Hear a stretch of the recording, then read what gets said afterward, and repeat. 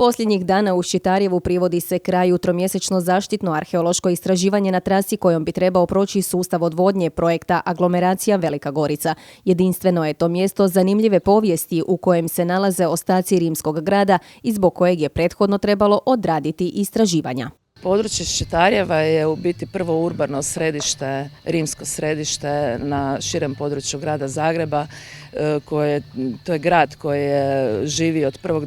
do 4. stoljeća, imao je status municipija, što znači da ima autonomnu gradsku upravu sa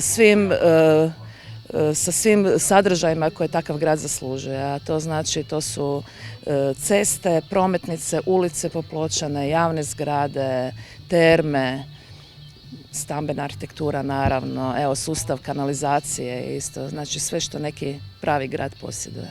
Ukupno je prekopano oko kilometar trase. Tom prilikom krenuli smo s južne strane Ščitarjeva i negdje na sredini oko osnovne škole smo počeli pronalaziti arhitekturu rimsku.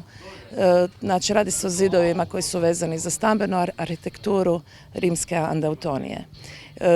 To je za nas arheologe značajno zato što smo uspjeli uloviti južni gabarit naselja za koje se inače zna da se širi prema sjeveru, sjeverno od crkve. I također evo sad smo ovom prilikom ovdje našli zapadni rub andautonije. Osim stambene arhitekture posebno se istaknuo pronalazak ostataka rimske kanalizacije.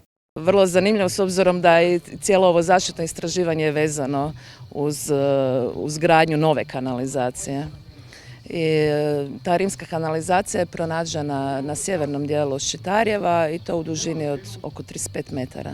Pronađeno je i srednjovjekovno groblje koje se po nalazima nakita procjenjuje da je iz kraja 13. početka 14. stoljeća. Tu su i ostaci keramičkog posuđa, brončanih novčića, fibula, kopči, no to nije sve.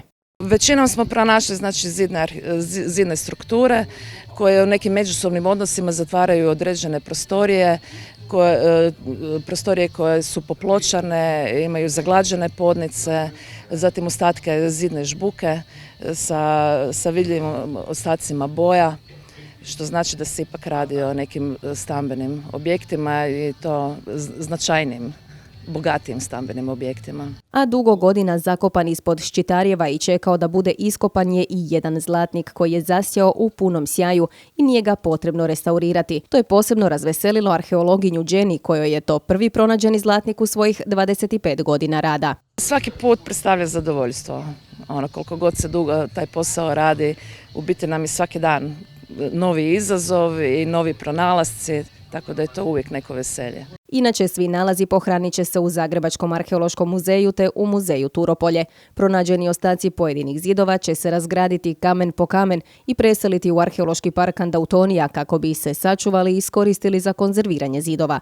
Po završetku arheoloških istraživanja u Ščitarjevo seli mehanizacija kako bi se što prije započelo s projektom aglomeracije, a mještanima ne preostaje ništa drugo nego još malo strpljenja.